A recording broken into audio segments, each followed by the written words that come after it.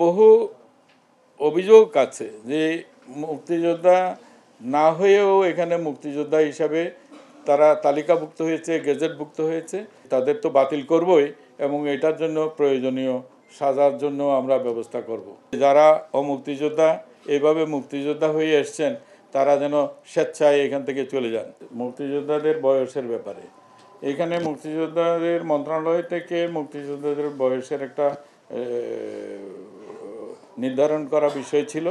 সেটা ছিল 12 বছর 6 মাস। 12 বছর 6 মাস নির্ধারণ করা হয়েছিল। এর নিচে যে সমস্ত মুক্তিযোদ্ধা, যে সমস্ত যারা মুক্তিযোদ্ধা হয়েছেন তাদেরকে বাতিল করার ব্যাপারে সিদ্ধান্ত হয়েছিল। এই সমস্তগুলা জেলাবারি আমার কাছে এটা একটা তথ্য তালিকা আছে।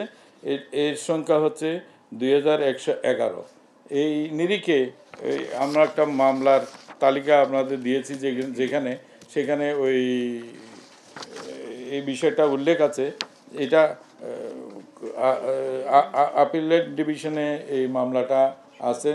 আমরা এটা কজ লিস্টে মামলাটা আসছে, একটু শেষের দিকে আসছে, হয়তো জানুয়ারির মাঝামাঝি সময়ে আমরা এই ব্যাপারে আদালতের একটা সিদ্ধান্ত আমরা পেয়ে গেলে সব মামলা একই নেচারের, একই ধরনের সব মামলাগুলোকে একত্রিত করে আমরা সেটার ব্যাপারে আদালতের সিদ্ধান্তটা পেলে আমরা তাৎক্ষণিক তাদের বাতিল করব।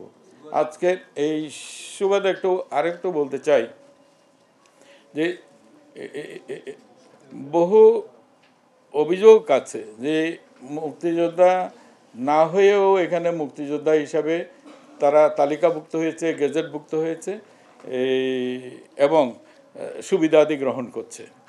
তো আমার দৃষ্টিতে এটা একটা জাতির সাথে প্রতারণা। এটা ছোটোখাটো অপরাধ নয়, অনেক বড় অপরাধ। তো আমরা এটাকে এই আদালতের কাছ থেকে যখন এই বিষয়টা নির্ণীত হবে তখন আমরা তাদের তো বাতিল করবই এবং এটার জন্য প্রয়োজনীয় সাজার জন্য আমরা ব্যবস্থা করব। এরা যেন শাস্তি ভোগ করে। একইভাবে অন্যান্য যে সমস্ত মুক্তিযোদ্ধার তালিকায় যারা ইতিমধ্যে অমুক্তিযোদ্ধা যারা এখানে তালিকাভুক্ত হয়েছেন, আমরা যাচাই বাছাই প্রক্রিয়াগুলার সুনির্দিষ্ট করলে তখন তাদের ব্যাপারেও একই রকমের ঘটনাগুলো, একই রকমের বিষয় হবে। এটা শাস্তি পাওয়া উচিত তাদের সবাইকে দৃষ্টান্তমূলক। তা আমরা আশা করছি যে এ বিষয়ে আমরা খুব দ্রুত একটু এই কার্যকর ব্যবস্থায় যেতে পারবো। আমাদের যে অনেক কটা তালিকা, 3টা 4টা বহু রকমের নীল তালিকা, লাল তালিকা, নানা রকমের তালিকা, ভারতীয় তালিকা, বিভিন্ন রকমের মুক্তিযোদ্ধার তালিকা এখানে আছে। অনেক ক্ষেত্রেই দেখা যাচ্ছে সেই অনুরাগের বশে কিংবা কারো আত্মীয়তার বশে কিংবা অন্য কোনো প্রলোভনে এখানে বহু মানুষকে অনেককেই মুক্তিযোদ্ধা করা হয়েছে। তো তাদেরকে চিহ্নিত করতে একটু সময় তো অবশ্যই লাগবে, কারণ আমরা চাই না যে যারা সত্যিকারের মুক্তিযোদ্ধা তারা যেন কোনো না কোনোভাবে যেন তারা ক্ষুণ্ণ না হয়, তাদের মর্যাদা যেন ক্ষুণ্ণ না হয়, সেটাকে অক্ষুণ্ণ রেখেই বাকি কাজটা সম্পন্ন করতে হবে।